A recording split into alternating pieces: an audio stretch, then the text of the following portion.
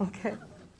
What the statement is women have very little idea how much men hate them. This Well, does not what say does that mean? that all men hate all women all of the time. It means that women are ignorant of the extent to which men hate them. They only hate them a little bit, but women are ignorant even of that little bit. They may hate them a lot, and women are ignorant of that too. Otherwise, they wouldn't end up beaten and defiled with bottles stuffed up their vaginas in vacant lots all the time. What? Say that. These partisans make so much noise. But this is very curious. Who winds up with bottle? What number Not of women? men, women. Women.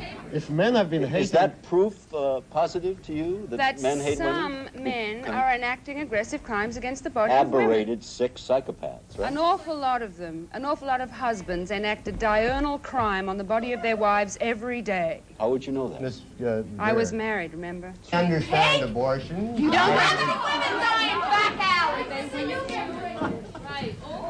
I think. I'm always worried about sexual revolutions initiated by women who are so incredibly homely that no man would look at them. The country? Much further than that, because I am disturbed about the pervasiveness of pornography and its widespread availability. And the reason why I'm disturbed is the things that pornography says about women and the things it says about the relationships between men and women. Well, what about, are you equally exercised by what pornography says about men? Because there are male nude books. There are books showing men being put upon sexually and so forth. As a member of Women Against Pornography, which I have been a member for several months now, and I know my knowledge of pornography, I know I was always disturbed by it as a woman, because I know it said very destructive things about me. But I didn't really know about the content of it. And one of the things we do in Women Against Pornography is we actually go into these shops in the Times Square area. And it's all over the country. Don't make it New York. No, it's not Detroit. just New York. It's Boston. But my point is that most of pornography is saying something about women. Yes, there are magazines geared toward men, about men, but I would say 95% of it is about women. It's geared toward heterosexual men, and it says something about women. And what it says... I think if we have too much of a go with Johnny Carson, we'll be back to talking about yesterday's leftovers. But there are a lot of issues, and women, we're 53% of the country's population. It's time we got up and spoke. You know, we've got something to say. Yeah, I was just thinking of another subject. Is marriage necessary? How's that? Well, it is till somebody asks me, so I don't think that's a very good one with that. So let me introduce first Ms. Jacqueline Ceballos, who is the president of the New York chapter of NOW, the National Organization for Women. Ms. Ceballos.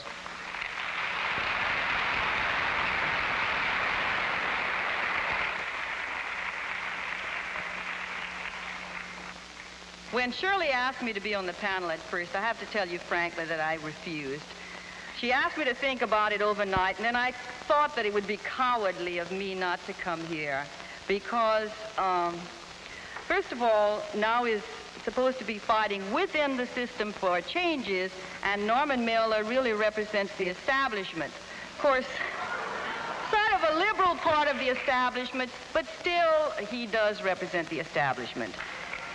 I'm not interested in fighting with Norman Mailer. I really think that in his article in Harper's Magazine, he was sincerely trying to understand. And I guess that's all we can expect of the majority of men. We are too busy doing the work we have to do to try to fight with the men who disagree with us. And most of us believe that sooner or later they'll come along with us anyway because they won't have any choice. I represent that large middle-class group of women who could have all the comforts and conveniences of life. In fact, I did. But I opted out. Instead, I decided to devote my time to fight for equality of women. I'd like to tell you what we do in the National Organization for Women. This is considered the square organization of women's liberation. But we're not too square that we still don't frighten off many, many women and men because they're afraid of the whole women's liberation movement. I don't think it's necessary to argue about whether women are biologically suited to stay home and wash dishes and take care of men and children all their lives. I don't think that's important.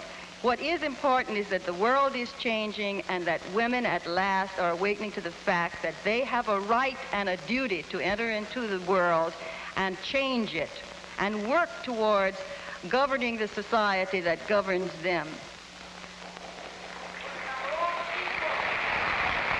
Yes.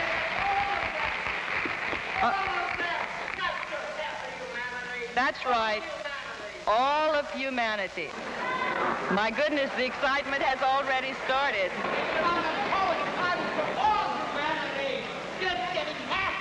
All right, all of humanity. You are absolutely right, but let me speak. Somebody I know.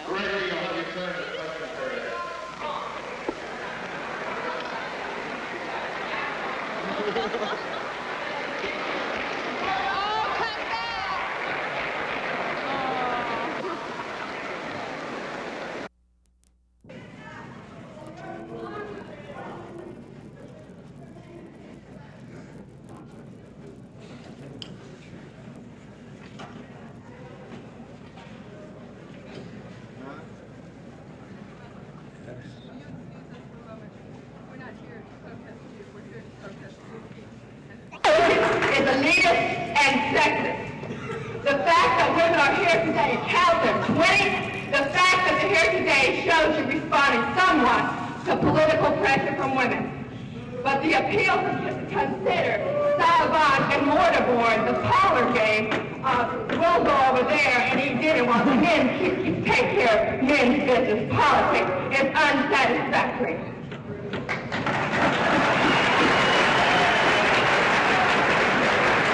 1954 said that separate but equal was unequal. But here at the University of Florida and in the state of Florida, it's flourishing in 1971, and this is intolerable.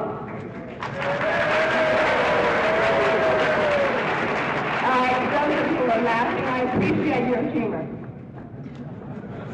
When you have the power, it might be easy to laugh. But when women get consciousness, you might be laughing not quite so loud. Laugh. If you think this is a serious matter, if you think that discrimination against people because they're black, or because they're women, or because they're poor is satisfactory, stick around. And denying access to this political power to women is disgusting, it's sexist, and it's intolerable, and it will end. You may laugh, but don't laugh. We demand access to political power. We demand membership in Florida Blue Key. Candidates for president in the Florida primary or in any primary is going to have to understand that women mean business about being 50% of the delegates to the convention. And for women to have not the 1% they have now in the U.S. Senate, and the obscenity of no woman on the Supreme Court, they are going to have the experiences of being apart, not apart from it. When you take a deep breath, let me ask you to do something for me, okay?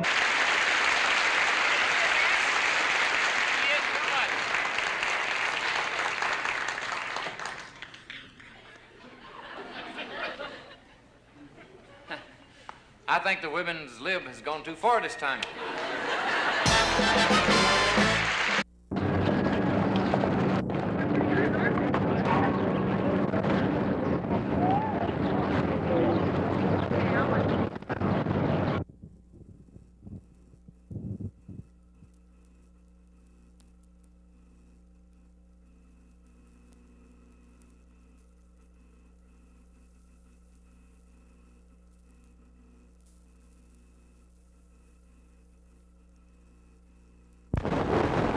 We don't have the numbers in Jacksonville to really be effective. We feel like this is maybe a beginning. Possibly this will be a yearly type thing, and we'll gradually raise the awareness enough of women that in a year or two maybe the whole women population will take off. The women that spent their lunch hours handing out pamphlets on Alice Doesn't Day said that overall the reaction to what they were doing was pretty good. They said that women were pretty responsive to taking their brochures and listening to what they had to say. Sharon McClellan, Television 12, Action News. It really opened my eyes to the fact that there is still a world of powerlessness out there, and the more I thought about it, the more I saw the parallels with gay rights, with civil rights, with the rights of women, period, the more I had to examine my own language, as my uncle did when I was 22, and he said, "Why do you keep calling women chicks? Do you enjoy being compared to an infant?" This is my uncle, the feminist, the first feminist I ever met. So I think that as wonderful and as much as I believe in the quantum universe, and by God you know I do, and as much as I really firmly believe that these things do sort themselves out somehow, I also think there is a point where you are never going to be given power. You must always take power. No one is going to hand it to you on a platter. And as women, we need to work with men. We need to embrace men. Men need to understand that we are coming from here and trying to get to here.